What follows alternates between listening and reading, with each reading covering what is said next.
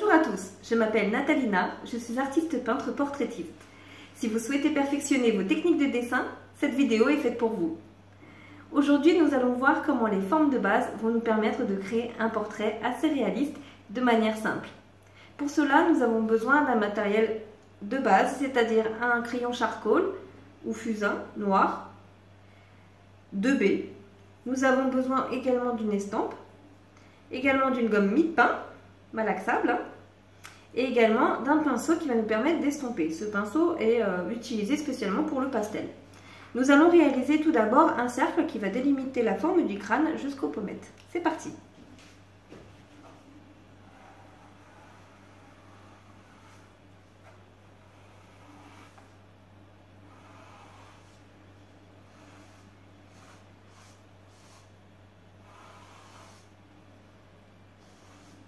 Voilà. Alors ce n'est pas la peine de foncer.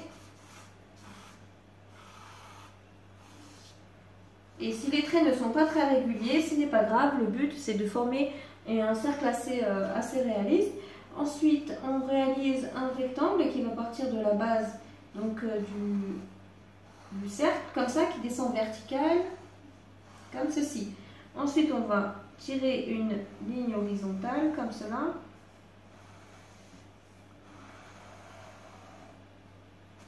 Voilà. Alors, ce qui compte ensuite, c'est de faire le triangle qui va permettre de réaliser la base du menton. On fait un petit point, voilà, à peu près au centre du visage, hein, qu'on imagine, hein, le centre du visage est à peu près là.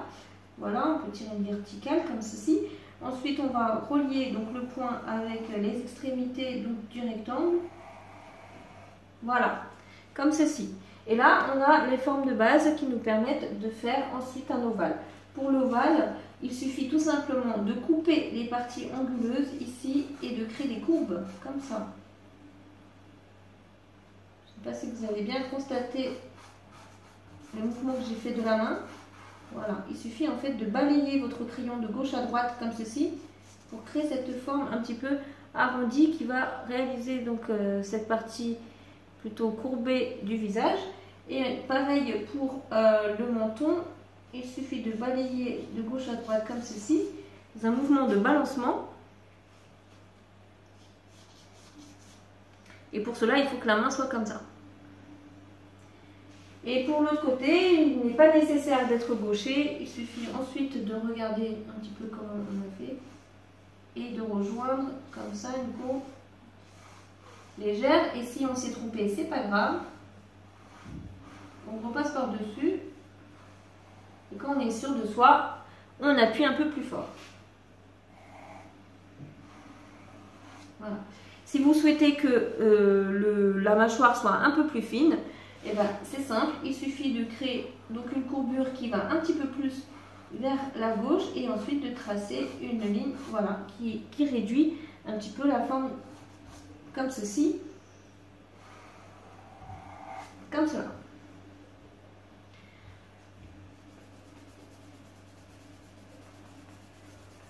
Voilà. Alors, ce que je vais faire maintenant, c'est gommer les parties qui m'intéressent plus, c'est-à-dire les parties en angle droit et les parties pointues que je gomme. Comme ceci. Je vais marquer un petit peu plus l'ovale. Comme cela. Comme cela. Voilà.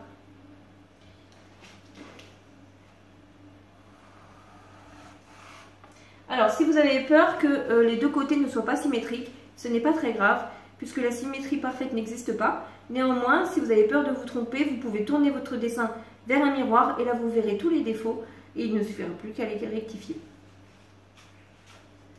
Ensuite, nous allons placer ici la base des cheveux, à peu près là. Il faut ensuite diviser le visage en 3 parties.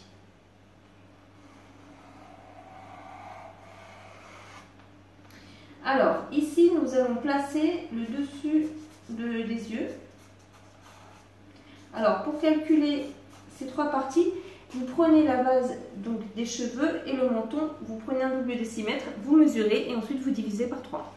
Ça vous donne la distance, donc à chaque fois la taille de chaque tranche, donc 1 tiers, 2 tiers, 3 tiers. Voilà, donc ça peut être par exemple 5 cm, 5 cm et 5 cm, ça ferait 15 au total. C'est un exemple, bien sûr.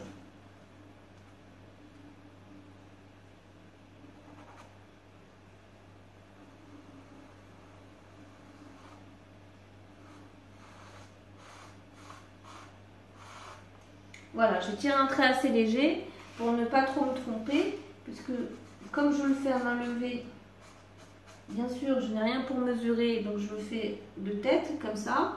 Mais forcément, voilà. Je dois donc rectifier quelques traits, ce n'est pas très grave.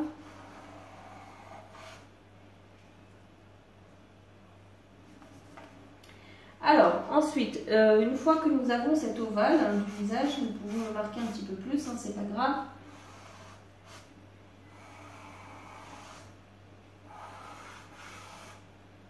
Voilà. Alors, nous avons délimité nos trois parties, première, deuxième, troisième. Alors, pour la partie des yeux, vous pouvez tracer une ligne à peu près à 1,5 cm donc de la première ligne, donc qui va permettre de faire ici l'ovale, la courbure des sourcils, voilà, pour vous donner une idée. Et donc sur cette ligne là, on va tracer les yeux.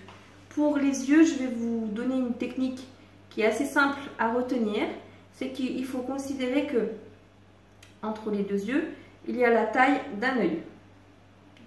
Donc si on veut, on peut placer un œil, un autre œil, ensuite un autre ici, puisque la taille entre l'œil et la tempe est à peu près égale à la taille d'un œil. Donc on peut faire 1, 2, 3, 4, 5 yeux. Alors on va tracer 5 ovales à peu près de la même taille. Pour cela, j'ai besoin d'imaginer à peu près, donc 5 ovales à peu près de la même taille. Je peux faire 5 petits ponts comme ça, assez légers. Voilà, pour me donner une idée. Est-ce qu'ils sont de la même taille? J'ai pas l'impression. Voilà, celui-ci oui, celui-ci aussi, celui-ci là c'est bon, celui-ci il est un peu grand. Voilà, alors, ok. Alors, puisque je vois qu'ils sont de la même taille, là je vais pouvoir tracer le dessous de ceux qui m'intéressent, c'est-à-dire les deux ovales qui vont me permettre de faire les yeux.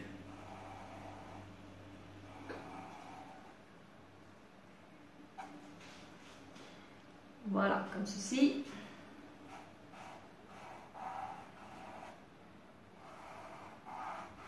Voilà. On peut effacer le reste, puisque ça ne va pas nous servir. Voilà, hop. Alors, sachant que là, à ce stade, votre dessin est assez sale et c'est normal. Ce qui compte, c'est de s'entraîner. Ensuite, pour placer le nez, ici, nous allons faire un petit V arrondi, avec la base arrondie. Comme vous le voyez, mon nez est un petit peu arrondi, avec cette petite forme en pointe là, voilà, qui part comme ça.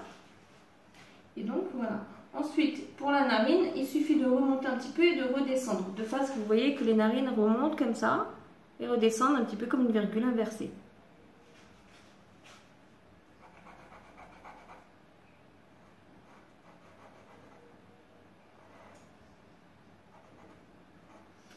Voilà. Là, j'ai fait une partie un peu trop noircie, mais c'est pas grave. Je vais l'effacer un petit peu.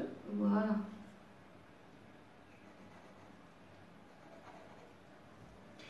Alors, ensuite, il suffit pour placer les narines de considérer que là, la narine, le bord s'arrête tout simplement à la verticale, juste au niveau donc, de l'intérieur de l'œil.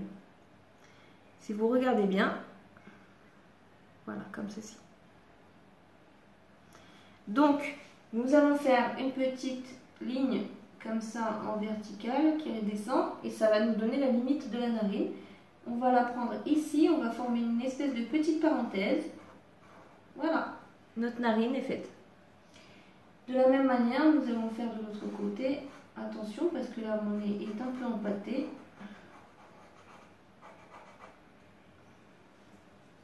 Donc, je dois effacer. Voilà, j'ai un peu trop grignoté, comme vous le voyez, sur cette partie-là. Donc, en fait, il va falloir que je fasse un bord comme ça. Donc mon nez est un peu décalé sur la gauche. Hein. C'est pas grave, je peux le rectifier encore. Je peux tout simplement effacer ce que j'ai fait précédemment.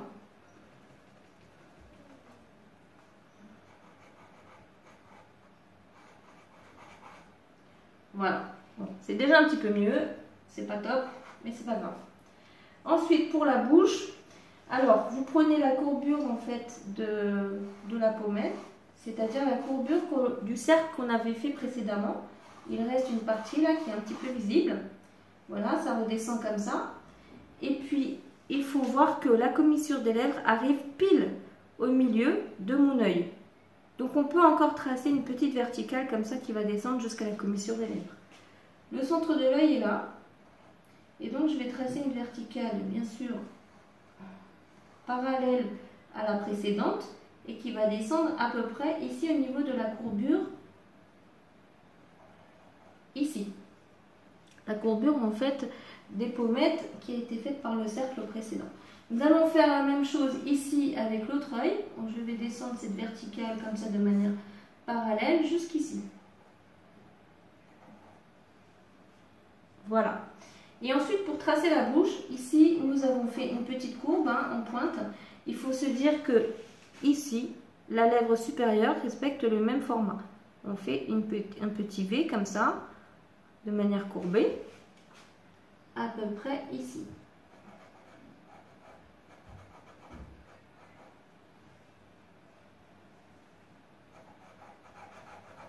Voilà, les deux courbes se suivent.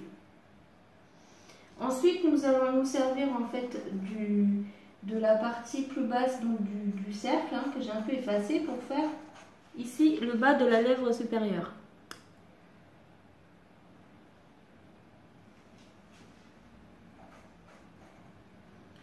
Alors, pour le menton, nous prenons une partie charnue comme ça qui va être dans la lumière. Il y a toujours une partie ombrée qui est en creux. Et la lèvre, donc, va être juste au-dessus.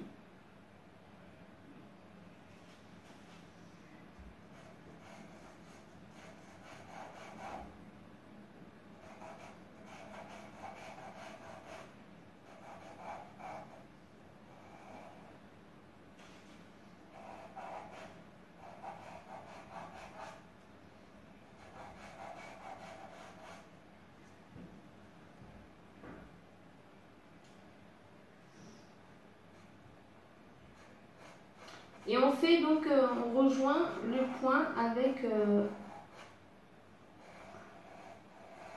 voilà. Alors ici, nous avons une partie ombrée, donc je vais appuyer avec l'estampe. Et tandis que le reste, je vais faire une partie un peu ombrée, mais légèrement, que je vais estomper avec le pinceau.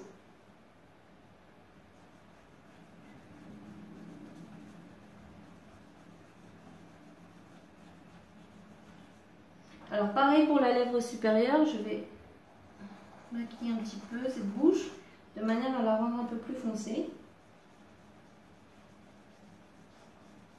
Mais pas trop. Alors pour la faire sourire, c'est simple, il suffit de créer une commissure des lèvres un peu plus appuyée. Comme ceci.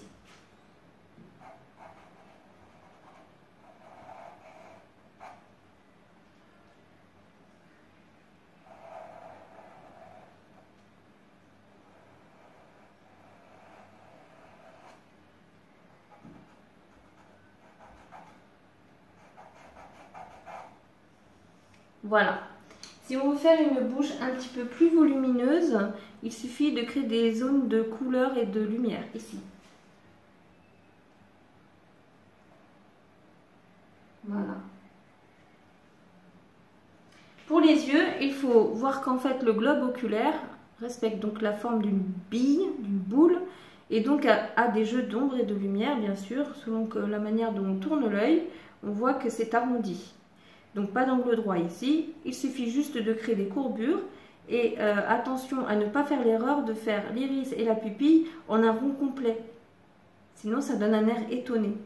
Et là c'est l'erreur que tout le monde fait en tant que débutant, de créer l'œil avec la pupille et l'iris en entier. Sauf qu'il faut dessiner seulement 80 à 90% de cette partie-là puisque vous voyez que la paupière supérieure retombe dessus plus ou moins lourdement, ça dépend des gens, mais néanmoins cette partie-là est toujours un petit peu visible et donc cache 10 à 20% de l'œil. C'est ce que nous allons faire ici. Alors je vais créer cette iris et cette pupille ici comme ça, en faisant comme une espèce de U, voilà, et que je ne ferme pas. Ce que je vais faire, c'est que je vais prendre donc le dessus de l'œil et je vais créer une ligne comme ça courbe qui va définir la paupière. Je ne sais pas si vous le voyez bien, je vais appuyer un petit peu plus fort et ensuite voilà, je vais accentuer comme ceci pour créer un effet donc de paupière avec les cils comme vous le voyez.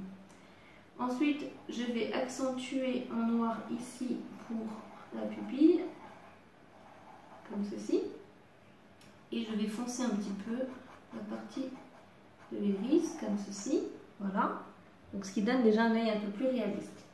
Pour qu'il soit encore plus réaliste cet œil, il ne faut pas oublier donc la paupière inférieure qui comme vous le voyez est ombrée, donc je vais utiliser mon pinceau pour faire cette ombre, hop, voilà, sur le dessus également. Donc je vais dessiner une ombre un petit peu à peu près légère, hein, parce que le but ce n'est pas non plus de faire des yeux trop globuleux.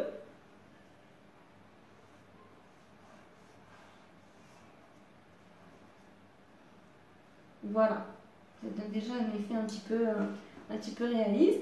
Ici, je vais foncer davantage parce que comme vous le savez, la partie dont les larmes coulent ici est très foncée puisque c'est une partie qui est rose. On voit un petit peu la chair à l'intérieur. Voilà. Et donc, il faut l'ombrer. Si on considère que c'est une femme, eh bien, on peut la maquiller un petit peu, en ombrant un petit peu plus.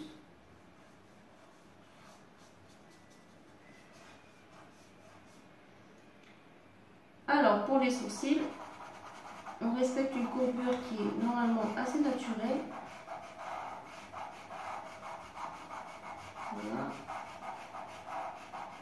Pas obligé de faire des sourcils aussi épais, mais bon, en ce moment, c'est la mode. Voilà. Pour les yeux, voilà, nous avons un œil un peu plus réaliste avec des cils, des paupières, l'iris, voilà. La bouche est faite, on peut la perfectionner. Pour le nez, alors le nez, il y a une partie qui est ombrée, qui est cette partie ici, donc qui suit ce qu'on appelle la cloison nasale, et toutes les parties qui sont charnues sont forcément dans la lumière. Donc nous allons ombrer ici, puis autour de la narine.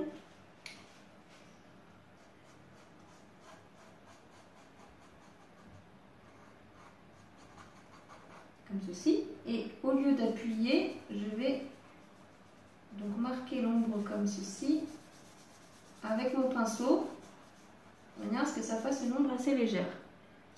Tout de suite, ça donne un effet un peu plus intense et un peu plus réaliste.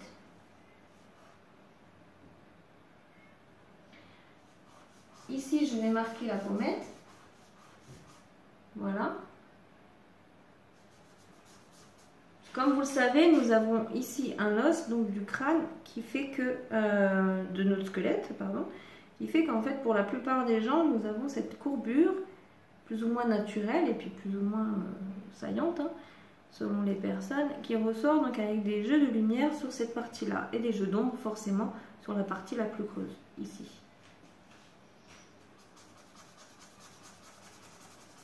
Voilà.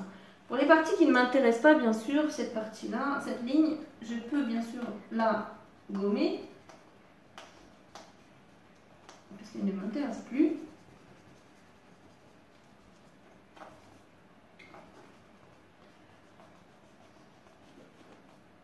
Voilà. Je vais marquer par contre un peu plus le menton ici, avec également des jeux d'ombre à ce niveau-là.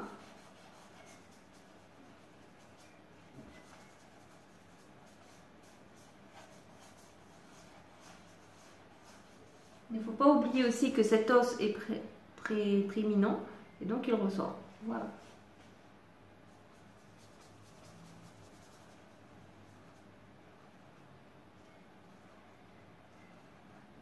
Alors j'accentue un petit peu la zone d'ombre sous le nez, puisque comme le nez est une partie qui ressort quand même assez, je vais faire ici donc la partie un petit peu plus saillante, je vais la faire sous forme arrondi, hein, parce que nous n'avons pas de nez carré bien sûr.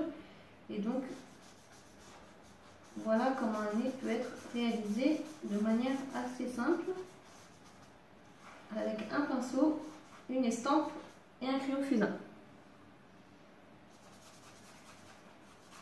Après, libre à vous d'accentuer les ombres ou de les alléger.